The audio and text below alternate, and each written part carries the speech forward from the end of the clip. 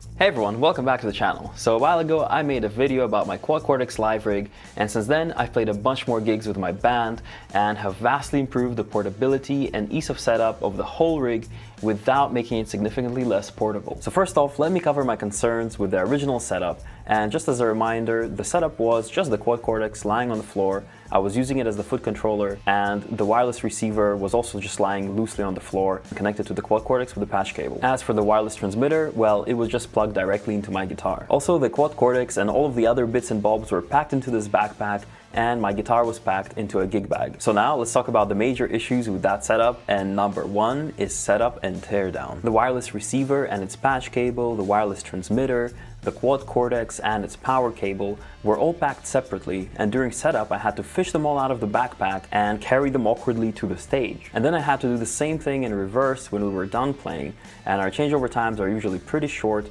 and they happen in limited space, so that was pretty stressful. The second major issue is the Quad Cortex power cable, and as I've mentioned before, the unit comes by default with this really flimsy power cable, and running it across the stage carries a significant risk of someone tripping over it and unplugging your Quad Cortex, and the unit has a near 1 minute startup time, so that will be really bad. The third issue is the gig bag, and having to leave your gear lying around while other bands are loading in their own gear and sometimes leaving their gear on top of yours made me realize that a gig bag just doesn't cut it when it comes to protecting your instrument. And last but not least, it's the Quad Cortex itself not being very well protected when it's lying on the floor between you and the audience. There's always a danger of someone stomping on its screen or spilling their beer over it. And speaking of which, just a few weeks ago, our other guitarist, Christo, had beer spilled all over his pedal board. So this does happen. So let's go over the updated rig and see how I fix these issues. First off, I now always pack my guitar into a hard case, which is pretty self-explanatory. I also got a pedal board and a hard case for the Quad Cortex. The pedal board holds the Quad Cortex and the wireless receiver. When packed, the hard case contains everything that I need to run my sound, which is the wireless receiver and transmitter,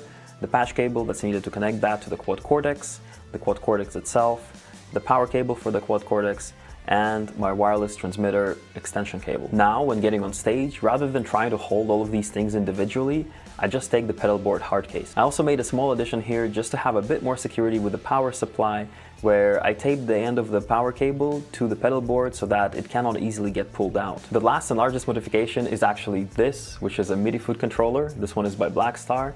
And essentially I now use this to do all of my foot switching. In this way, I can place the Quad Cortex safe out of harm's way on top of a cabinet or an amp on the back line, and just have a MiDi cable running down to this guy, and this runs on batteries very conveniently, and I just do all of my foot switching from there. The only downside of the setup is that when I engage the tuner, I actually have to turn around to be able to see my Quad Cortex screen to do the tuning. There's also a little bonus modification I made to the wireless transmitter. First off, I wanted it to stay in place when it's packed into the hard case, and this thing has this weird design where you can plug the transmitter into the receiver, but that actually drains the battery of the transmitter, which is pretty silly. So what I've done is added some Velcro to the receiver and the transmitter, and now it just stays in place like that. In addition, I used to also just plug it directly into the guitar, but I don't think that looks great, and plus there's always the chance that you're gonna bump it on something and completely break that jack off. Did I just say jack off? So now I have this transmitter holster on my strap and a TRS extension cable running to the jack of the guitar. Now this holster is too big for this puny little transmitter, and so I've had to tape it down to reduce its size a little bit, plus put some Velcro inside it so that the transmitter stays in place whenever it's in there. And by the way, if you're interested in a review of this wireless system, the Boss WL50, then I'll link the video up here. Last but not least, not a change to my main rig, but I've also consolidated my backup rig, which is my iPad rig, and it now lives in this case right here.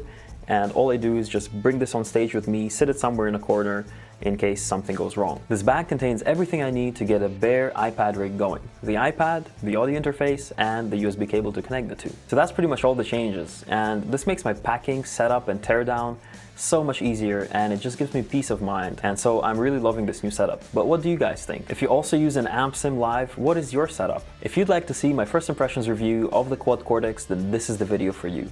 But as always, thanks so much for watching, and I'll see you in the next one.